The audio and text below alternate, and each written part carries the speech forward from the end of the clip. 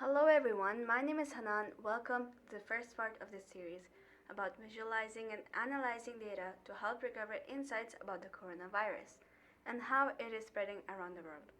First, we'll go to the Johns Hopkins dataset hosted by ESRI. If you want a link to the dataset, I've posted it in the description below.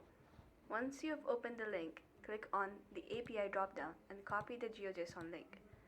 Go to the Power BI desktop, click on Get Data dropdown, select Web, paste the URL,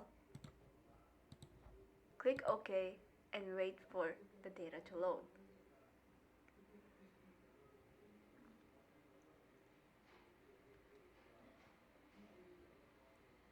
It will automatically take you to the Power BI query editor.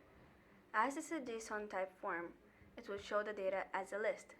Navigate to the list, convert it to a table, and expand only the properties.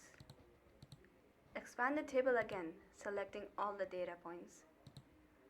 Now you can rename these columns to names that are easier to interpret.